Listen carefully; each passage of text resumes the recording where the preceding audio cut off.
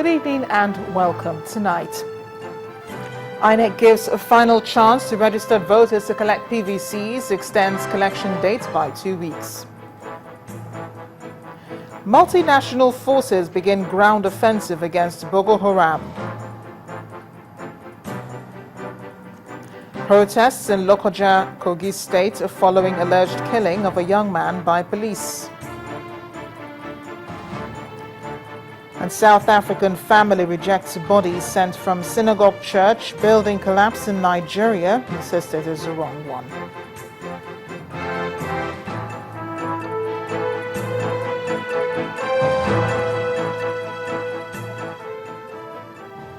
Ordinarily, one may have passed it for a friendly visit, but considering that two former leaders and a serving president are involved, then one's curiosity is understandable, especially being an election year. Our former South African President Thabo Mbeki, former head of state General Abdusalami Abubakar were seen with President Goodluck Jonathan this afternoon at the presidential villa, Abuja, Nigeria's capital city. All three men met behind closed doors at the president's official residence in Aso Rock. And surprisingly, none of them spoke with journalists at the end of the meeting, but it is likely that meeting had something to do with President Jonathan's second-term bid. The president has been meeting with former leaders, canvassing their support for his political ambition. Less than 24 hours ago, the president met with the Oni in council, and he was unanimously endorsed for re-election. To further illustrate their commitment, the Oni of Ife and his chiefs gave President Jonathan a royal blessing. No PVC, no voting. That's a message from INEC for the 2015 election. But if you're yet to collect your voter card, then you may be in luck. Another opportunity presents itself. INEC has extended the date for a collection of permanent voter cards by 2 weeks, up until the 22nd of March 2015. The Commission's Chief Press Secretary, Mr. Kayode Idowu, explained reasons behind the decision when he appeared as guest on our political program, Politics Today. This is very likely to be the last, and the statement makes that clear, because we have had extensions for this long, and by the time this extension elapses, the Commission will be very set to go ahead with the elections. So people are encouraged and enjoined to use this last opportunity to pick up the card.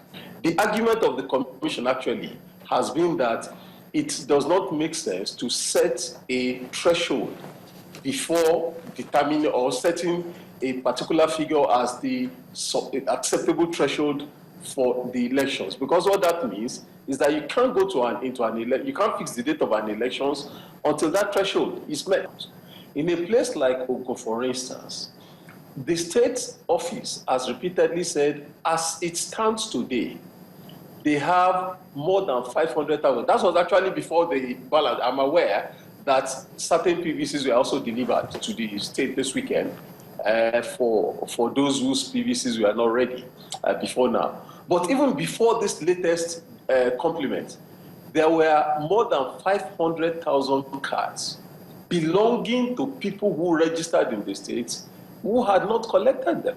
So we can interrogate why they are not coming out. But the bottom line is that we are in a country where there's no law that compels anybody to pick up the cards. There's no law that compels anybody to participate in elections.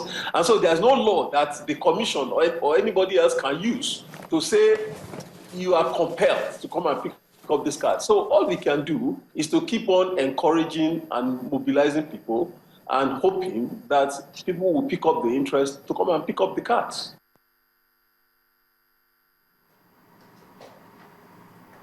The INEC Chief Press Secretary, Mr. Kayode Idowu. With just less than 3 weeks to the 2015 general elections, political parties in various states have been appending their signatures to peace accords. In Ibadan, the Oyo State capital, candidates running for National Assembly seats from various political parties have signed the peace accord, promising to maintain the peace throughout election period. Candidates from 3 geopolitical zones in the state, namely Ibadan, Oyo and Ogbomosho, trooped to various police formations in their zones to append their signature on the peace document.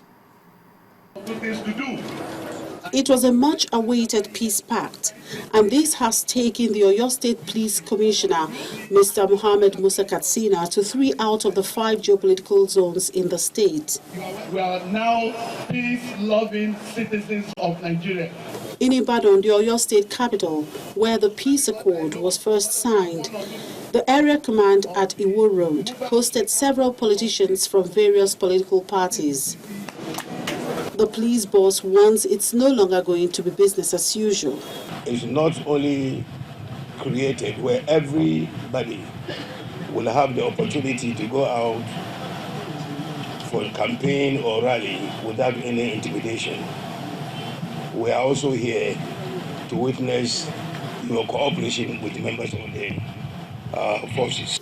The politicians did not just listen to the Commissioner of Police speak, they also aired their views. We are with each other, and we should ensure that when in the conduct before, during and after the elections, peace has to be maintained. The slogan of our party is progress, and there cannot be peace, there cannot be progress, which our party is committed to without peace. At the historic Oyo town, senators and representatives to be all appended their signatures to this important document in the presence of Deputy Commissioner of Police in charge of operations there. All the candidates are made to sign the peace accord that we are going to compel our supporters, we are going to conduct ourselves in a manner that will not affect the peace and tranquility of the community and the people we are trying to represent. The story was not different at Obomosho, where National Assembly candidates from all the 5 local government areas in the state signed and promised to ensure peace before, during and after the elections. The elections will go very peacefully.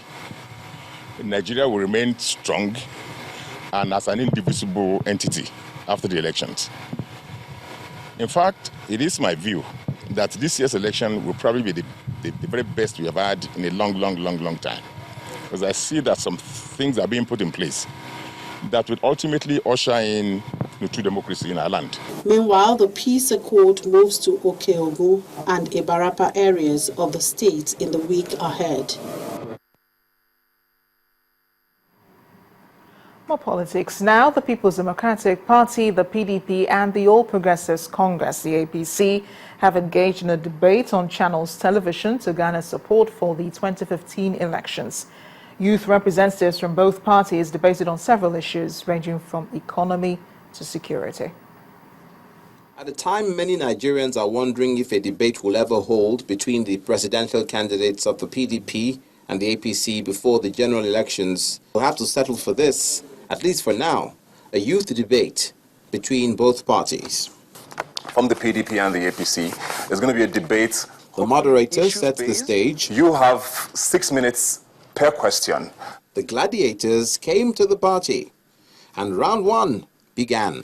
The president has, in this last 5 years of his administration, been able to turn around the psyche of Nigerians. We're beginning to become democratic. What has always been lacking is the simplicity of absolute honesty on the part of the people who are leading this country. Round 2 was concerning employment, agriculture. Both parties didn't mince words. The bane of our economic growth today has to be agriculture.